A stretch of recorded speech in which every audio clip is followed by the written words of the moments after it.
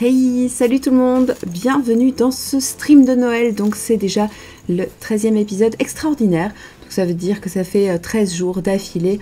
On compte pas le week-end parce que c'est repos, mais où on parle de jeux de société. En fait, au final, quand on compte bien, sachant qu'il y aura 5 jeux par stream normaux, plus encore entre 3 et 4 jeux par stream spécial solo, on aura vu un peu plus de 70 jeux. Et ça, c'est assez énorme. Donc j'ai dit bonjour à ceux qui sont là avec nous ce soir. Il y a Icoc, il y a Sanguinus, JessPM, Elisa, il y a des petits habitués et ça fait vraiment plaisir de vous voir ici. Alors, j'ai encore une fois une très jolie sélection que je suis hyper contente de pouvoir partager avec vous parce que j'ai des belles petites choses sous le coude, des trucs intéressants qui vont éveiller votre curiosité, en tout cas je l'espère. Et demain ce sera donc le dernier live normal, le dernier stream de Noël, et on terminera vendredi par le vendredi Tapas d'amis dédié spécialement aux jeux solo. Alors il est possible que vous voyez cette vidéo en replay sur YouTube et il est possible aussi que vous vous rendiez compte qu'il manque certains numéros. C'est normal, c'est parce que je suis en attente d'une réalisation d'une réponse pour un litige de musique, et c'est toujours la croix et la bannière avec YouTube. Même quand tu possèdes les droits, en fait tu ne les possèdes pas, tu peux toujours te brosser. Donc en attendant, mes vidéos sont invisibles, mais c'est pas grave, vous avez quand même les replays sur Twitch aussi qui vont durer encore 14 jours, donc je vous invite à aller regarder là parce que il y a encore les anciens streams qui sont disponibles pendant quelques temps. Salut à Dux, Matt Silver et Valma qui nous rejoignent en cours de route. Alors, j'ai pour ce soir, comme d'habitude, un jeu enfant. Donc, c'est vraiment la catégorie des tout petits à partir de 2 ans et demi, 3 ans jusqu'à 7-8 ans. Puis, j'ai un jeu tout public qui va s'adresser vraiment à un public que j'appelle familial, à savoir des trucs que vous pouvez jouer avec des plus grands enfants ou avec des gens adultes de votre âge. Nous avons la catégorie initiée qui est la catégorie un peu plus exigeante, celle où on se dit j'ai déjà l'habitude des jeux de société, moi je me débrouille, moi je veux bien lire des règles complexes et des stratégies à mettre en place. Puis on aura un jeu expert et on aura la mention. La mention c'est toujours pour un petit coup de cœur, un jeu hors norme, qu'il s'agisse d'un jeu de rôle ou d'une collection, d'une extension, ou quelque chose qui m'a juste tapé dans l'œil et que j'ai envie de partager avec vous pour une raison ou pour une autre. Donc, sans plus attendre, je vais vous montrer tout de suite la catégorie Kids. J'ai choisi un très joli jeu qui va probablement réveiller plein de souvenirs nostalgiques chez certains d'entre vous. Et il s'agit du jeu de société Ernest et Célestine. C'est un jeu donc qui a été édité par l'éditeur Spaceco, qui est la branche enfant de Space Cowboys, qu'on connaît notamment pour les Unlock, etc. Mais c'est aussi une boîte qui fait son petit bout de chemin toute seule avec des magnifiques titres qui sont juste absolument tous plus incroyables que les autres, les uns que les autres. Et donc Ernest et Célestine, c'est un jeu qui moi m'a beaucoup parlé parce que déjà la thématique me plaisait, c'est hyper doux, c'est très poétique, c'est très chouette. Salut Oussama, bienvenue dans le chat. Donc c'était un jeu qui m'intéressait beaucoup, et puis en plus, une fois que j'ai eu l'occasion de découvrir comment ça marchait, ça a été vraiment un vrai plaisir de pouvoir expérimenter ce petit jeu vraiment tout mignon qui cartonne tout à fait avec des petits et puis même avec des moins petits, ça marche super bien. Le principe de Ernest et Célestine, c'est que c'est un jeu coopératif dans lequel on va tenter de faire se rencontrer les deux personnages. Un petit peu à la manière du dessin animé, des albums jeunesse, etc. On a donc nos deux héros qui sont un peu des marginaux, qui vivent complètement en dehors des clous de la société. Et ici, ils vont essayer de communiquer par image. Et en fait, le truc, c'est que s'ils n'arrivent pas à interpréter les bons signaux, petit à petit, la police va mettre des barrières et couper le plateau en deux et les personnages ne pourront pas se rejoindre. Par contre, quand on devine la bonne image, on peut avancer. Alors comment ça va se passer? On va disposer des tuiles images le long du plateau qui représentent les différents dessins et symboles qu'on va pouvoir dessiner dans le dos de ses coéquipiers. Puisqu'en fait, l'idée, c'est qu'on va pouvoir dessiner avec son doigt dans le dos pour que la personne ne voit pas ce qu'on dessine, et simplement, on va essayer de retrouver les dessins qu'on est en train de faire dans notre dos. C'est très cute, ça me rappelle un peu d'autres jeux un peu originaux comme Au creux de ta main ou des choses comme ça. Donc c'est vraiment, voilà, c'est pur jeu familial, le jeu d'échange, le jeu un peu câlin comme ça, tout doux, je réconforte, j'aime beaucoup. Et en fait, à chaque fois qu'on réussit à trouver le bon dessin, on peut avancer les personnages jusqu'à ce qu'ils se retrouvent et se rencontrent. C'est très très chouette à jouer. Franchement, il y a une super jolie poésie qui se dégage de ce petit jeu-là. Donc moi, je vous le recommande à 100%. Salut Galade, septembre, bienvenue. Donc Ernest et Célestine, c'est le jeu dont j'avais envie de vous parler pour le petit jeu enfant. Parce que voilà, parce que c'est poétique, parce que c'est beau, parce que les mécaniques sont simples et à la fois elles sont extrêmement ludiques. Il y a un truc vraiment très jeu d'enfant en fait, tout câlin. Donc ça me plaît beaucoup et c'est pour ça que j'avais envie de l'évoquer dans mes jeux favoris de cette année. En jeu famille / tout public, j'ai choisi Complice. Alors si vous suivez un peu ma chaîne Instagram, ma page Insta, vous avez vu que j'ai déjà fait plusieurs présentations dessus, donc un concours et une présentation en partenariat avec Marie Grandjeu, et c'était très très cool parce que Complice, c'est un jeu qu'on a énormément aimé toutes les deux. En fait, ce que j'aime avec Complice, c'est qu'il y a une promesse assez originale, à savoir, viens, on va te faire découvrir un jeu d'ambiance pour 2 joueurs. Et ça paraît au début complètement impossible, on se dit mais comment ça peut marcher? Et étrangement, ça fonctionne même très très bien. Le principe de Complice, c'est que c'est un jeu coopératif dans lequel on va devoir évoluer à travers plusieurs niveaux. Donc vous avez des cartes comme ça, qui sont des cartes double face avec des petites barres rouges, des petites barres bleues, et ces petites barres sont des lasers. Nous, les complices, en fait, on est des voleurs et on va tenter de dérober des trésors dans différents types de salles.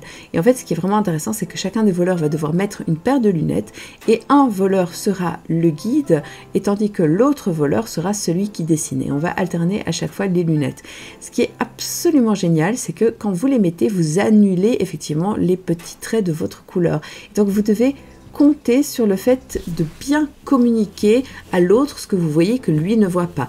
Attention, ne va pas là, va à gauche, non ta gauche, ma gauche, non pas cette gauche là, tu es dedans. Et c'est perdu.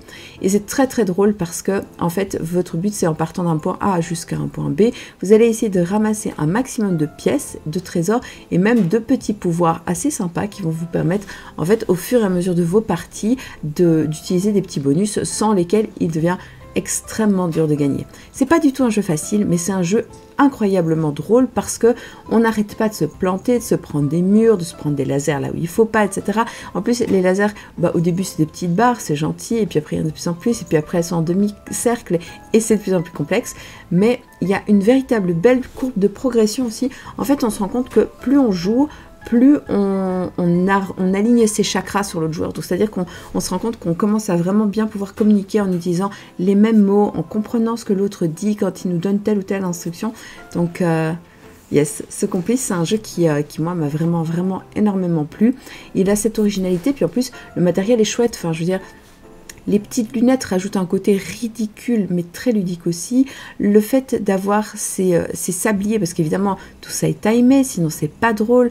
Les sabliers peuvent rapporter un enjeu supplémentaire qui rajoute du stress, parce que non seulement se planter, on doit faire vite, donc on peut pas avoir toutes les pièces.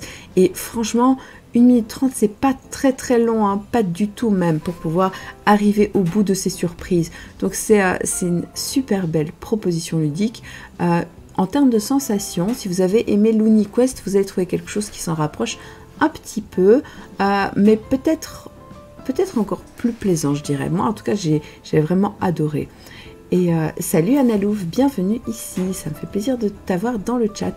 Donc oui, le petit Complice, il est vraiment très chouette. Tu as raison Oussama, en fait le petit sablier, il se met en fait comme une petite étoile au sommet du sapin. C'est un hasard absolu et total, mais on dirait presque qu'en fait le sapin naît du sablier. Vous voyez, ce jeu est magique, on peut tout faire avec. Donc pour les jeux famille, clairement Complice, c'était absolument un que je devais vous présenter. Et comme d'habitude, je vous montre des jeux qui sont plus dispo, Complice les plus, Trax les plus, il y en a plein qui ne le sont plus.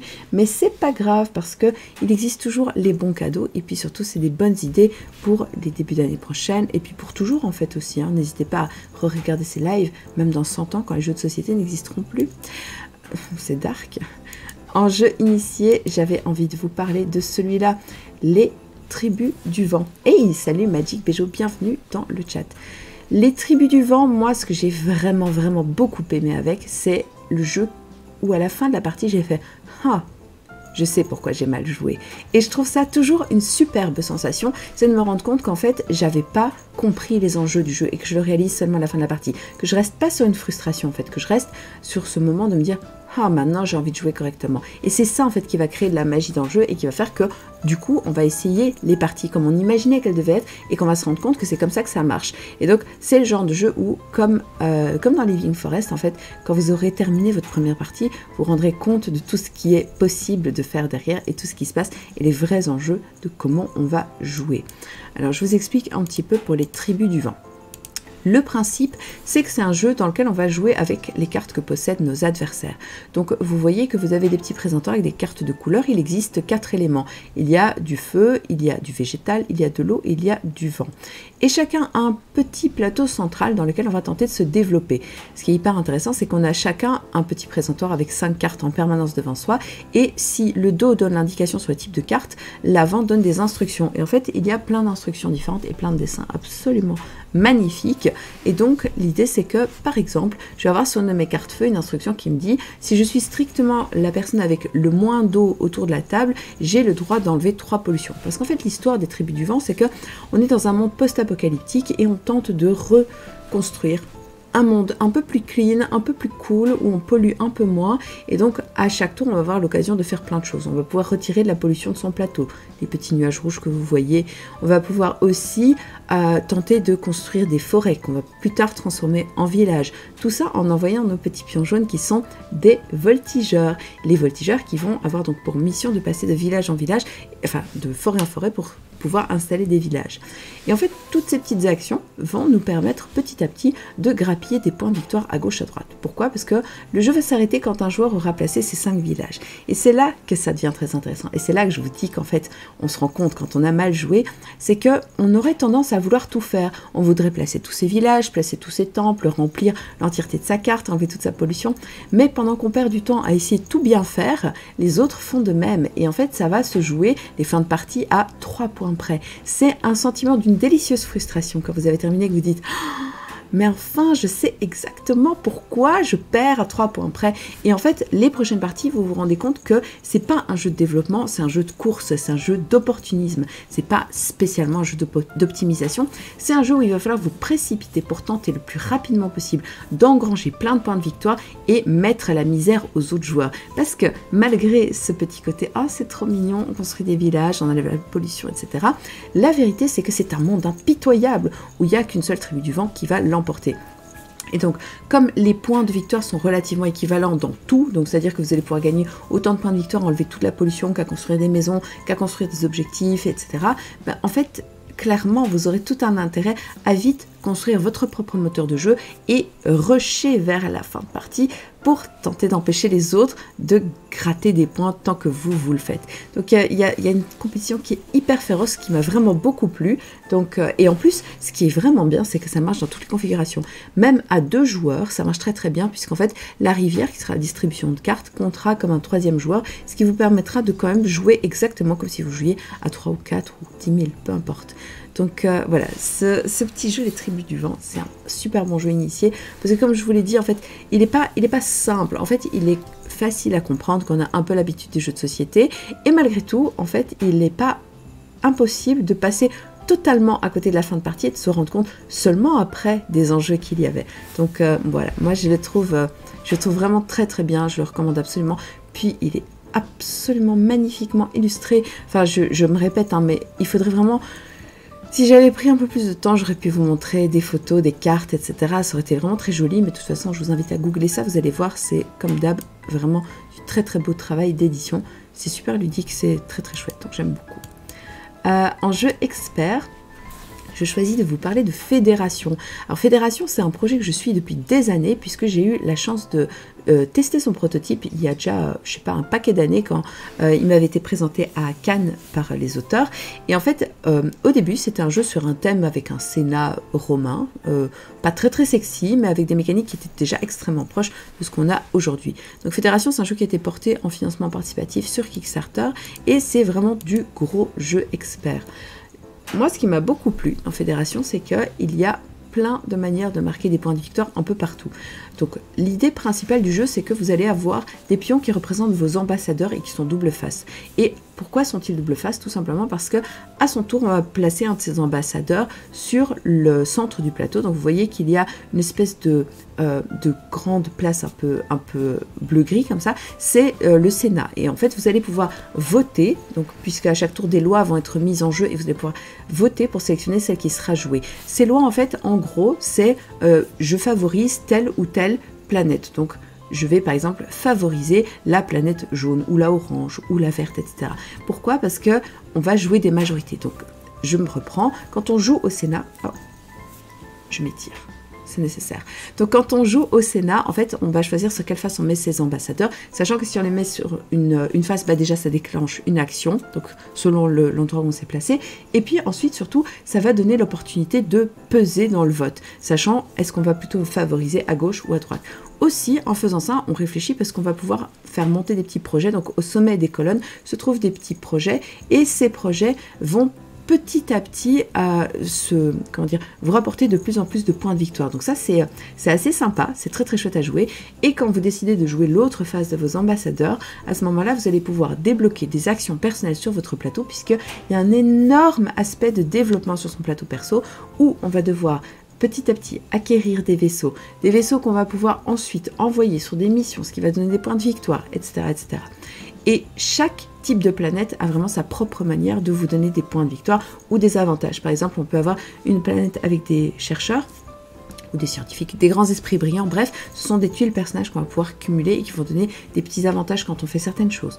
On a l'ensemble des lunes, donc c'est le petit système en bleu où on va pouvoir petit à petit monter dessus pour gagner plein de petits bonus un peu partout. Les planètes vertes sont hyper intéressantes parce que ce sont un peu des moteurs, donc des machines que vous allez pouvoir construire et qui vont donner vraiment plein d'avantages au long terme dans la partie. Donc vraiment, c'est très très fort. Moi, ça m'a énormément plu et surtout, ce que j'ai aimé, c'est que à chacune de mes parties, en fait, j'ai vraiment eu la sensation de gagner ou perdre dans un mouchoir de poche. J'ai jamais eu le sentiment que quelqu'un avait trouvé l'absolue manière, la martingale pour gagner, etc. Je me suis toujours dit, ah oui, en fait, c'est logique et j'ai perdu à quelques points près ou j'ai gagné à quelques points près parce que j'ai bien fait ou mal fait ça. Donc en fait, on a vraiment le sentiment de clairement comprendre ce qu'on fait et ça, c'est hyper satisfaisant. Je vois ton commentaire, Oussama, où tu dis, étrangement, il donne envie et pas envie.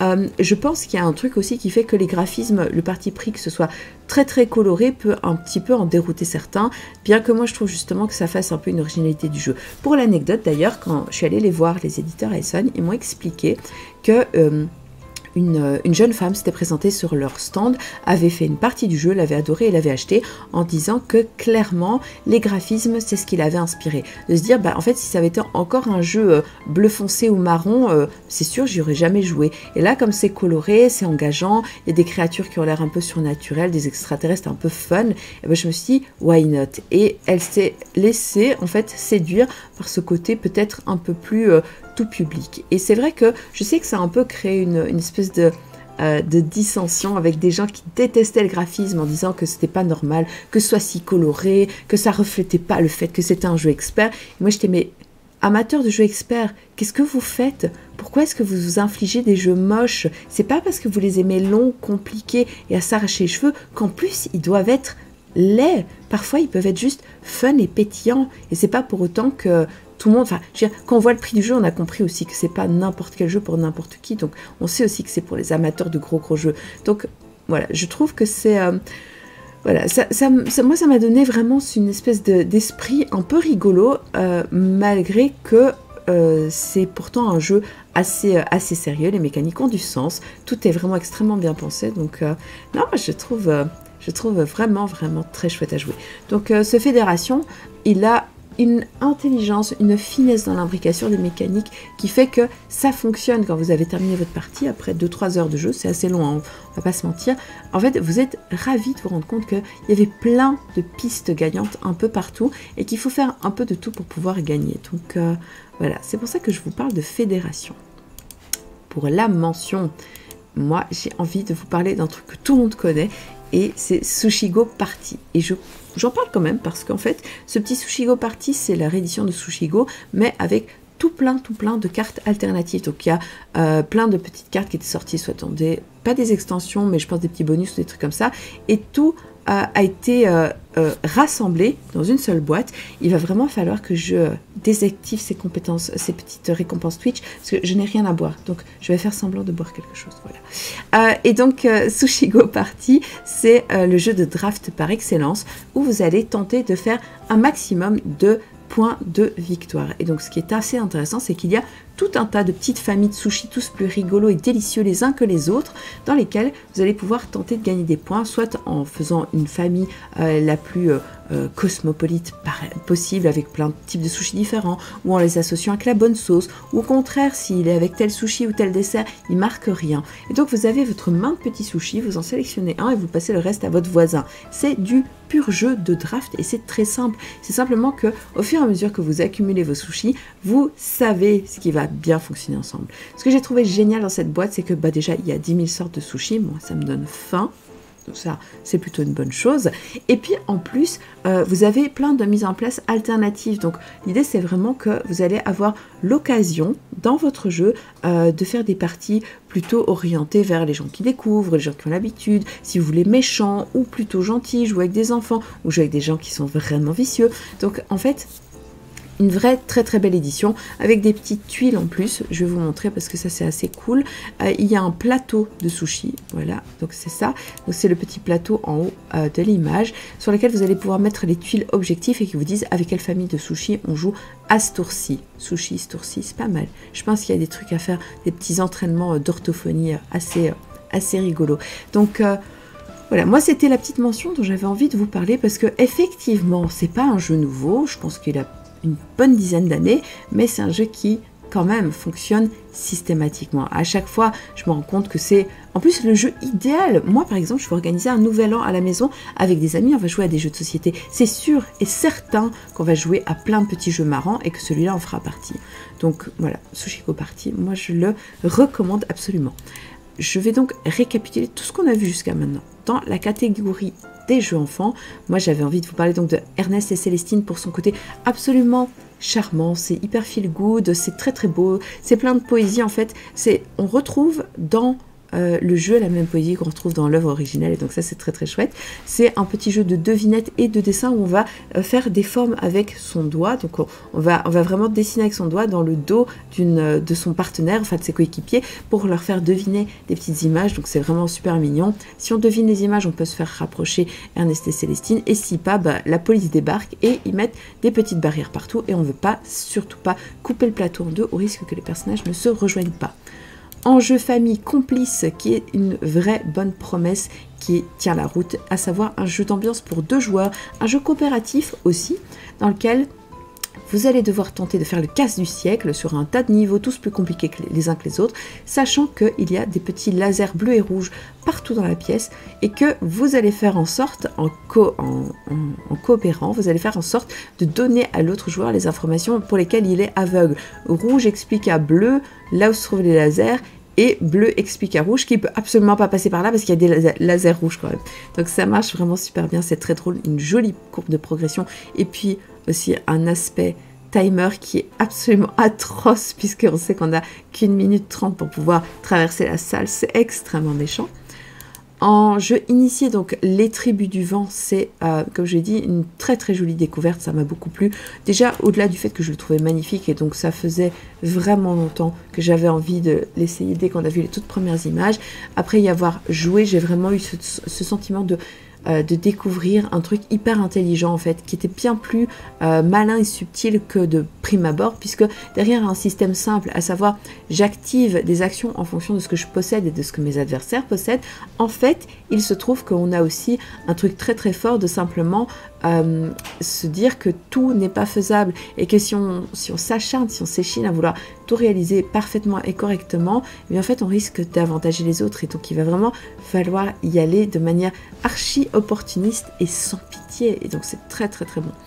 Voilà, donc Les Tribus du Vent, moi je trouve ça brillant, un jeu avec du développement, mais pas que, avec plein d'autres choses vraiment très chouettes, un peu de tuiles, un peu de cartes, un peu d'effets, un peu de machin, des objectifs.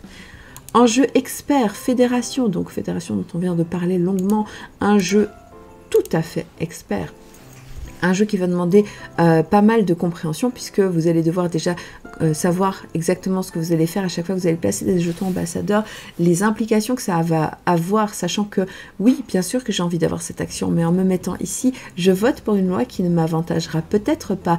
Et si en fait finalement j'essayais de suivre la loi et d'aller m'avantager sur les planètes dont il est question, c'est hyper intelligent. Il y a une très très bonne gestion du temps, des actions, le fait que aussi il y a un gros aspect développement de son propre plateau personnel. C'est vraiment, moi j'ai trouvé ça génial. Donc Fédération, je trouve en plus, c'est une question de goût personnel à chaque fois, mais moi je le trouve très très beau, il est super coloré et il est cool. Et puis la mention, très chouette mention pour Sushi Go Party, qui est un petit jeu de draft malin où on va collectionner des sushis délicieux pour constituer des plateaux savoureux, mais surtout des plateaux qui rapportent un max de points de victoire, un peu de wasabi, mais pas trop, de la sauce soja sucrée, en veux-tu, en voilà, et des délicieux petits rolls de poisson partout. Donc on va vraiment avoir un jeu de draft qui est un peu malin, un peu rétention de cartes, un peu chafouin, un peu je te pique ton truc, un peu je te casse ta collection, et j'essaie de m'optimiser moi. Donc un jeu idéal pour jouer avec tous les types de publics, pour des trucs un peu marrants, mais pas trop exigeants. Donc ça c'était pour le petit Sushi Go Party. Et donc ce qui est incroyable, c'est qu'on a réussi à voir tous les jeux dont j'avais envie de vous parler. Donc on a fini une très très belle sélection quand même, c'est pas mal du tout. Mais salut Démogé, tu arrives sur la fin. Mais voilà, donc moi je suis vraiment très très contente parce que en fait quand je me suis fait le récapitulatif dans ma tête tout à l'heure, je me suis dit mais à coup de 5 jeux par jour pendant 12 jours, plus les... oui, c'est fini des mots, mais tu pourras regarder le replay. Plus les jeux solo, où on a une petite dizaine, voire une douzaine, en fait, on dépasse allègrement les 60 jeux. Et alors, autant je suis tout à fait la première à vouloir faire des top meilleurs jeux de l'année, etc., absolument gigantesques, j'avoue que ça a été une sacrée mission, un, de le faire en live, et deux, de le faire surtout tous les soirs de manière régulière, avec aussi la contrainte qu'il fallait que je rejoue à certains jeux que j'avais découverts trop tôt dans l'année, et qu'il fallait que je me les remette bien en tête pour être sûr de vous en parler correctement. Ça n'a pas été facile, hein, mais je pense qu'on est bien là parce que finalement il reste demain où j'ai encore une fois une très belle liste pour clôturer. Il reste vendredi avec le vendredi spécial jeu solo, donc vendredi tapas d'amis, et puis après ce sera samedi soir et on va tous plus ou moins, hein, ceux qui veulent en tout cas, fêter le réveillon. Ça va être très chouette parce qu'on va recevoir des cadeaux et donc on va pouvoir parler de nouveaux jeux et faire encore des découvertes, sans compter que de toute façon les jeux ça s'arrête pas quoi. C'est pas du tout comme si on était même dans les 10 derniers jours de l'année, il est sûr et certain qu'il va encore en sortir. Donc, mais oui, effectivement, tu as raison, Jap, ça a été un très très très gros boulot et c'est pas terminé parce que à partir du moment où je crois que je vais pouvoir souffler, en fait, c'est pas vrai. J'ai encore plein de commandes de vidéos à réaliser, mais je vais profiter du fait que je vais avoir enfin quelques jours de congé au taf et ça va être cool parce qu'on va pouvoir se revoir de manière un peu plus sympa et casual sur Twitch avec notamment des lives où on parlera toujours évidemment de jeux de société, mais aussi des trucs un peu marrants, un peu créa. Je vais monter des inserts en live, on va un peu jouer aux jeux vidéo et ça va être cool. Je vais streamer des parties de Cyberpunk parce que je viens d'acheter le jeu et que j'ai hâte d'y jouer. Donc non, il va y avoir plein de trucs très très très cool et on va pouvoir reprendre aussi des petits défis parce que je sais que notamment il y a aussi un petit stream peinture que je vous ai promis que je devais faire, qu'on a débloqué, et donc je vous ferai de la peinture de figue, je vous montrerai mon niveau absolument démentiel. C'est faux, j'ai un niveau de noob absolu, mais ça va être rigolo, pour qu'on échange, que vous me donniez des conseils, que moi je vous montre, que je teste les trucs en direct et tout, donc un programme chargé. De toute façon, la fin d'année, c'est toujours un moment, un grand tourbillon émotionnel de réflexion. Ça va être vraiment cool et donc ça va être très très bien. Il va y avoir plein de choses qui vont émerger en 2023. Mais là, en l'occurrence, ça va être surtout demain un dernier live et puis vendredi le live solo et ce sera terminado. Et du coup... mettez aussi dans les commentaires, vous, les petits cadeaux que vous recevez. Parce que cette vidéo, je vais l'uploader sur YouTube avant qu'elle se fasse striker pour la musique. Et ça va être bien. Donc, vous me direz ce que vous avez prévu de recevoir ou d'offrir. Comme ça nous fera une belle sélection pour tout le monde. Donc, on va s'arrêter ici. Moi, je vais vous faire des bisous et je vais vous dire à demain. Salut!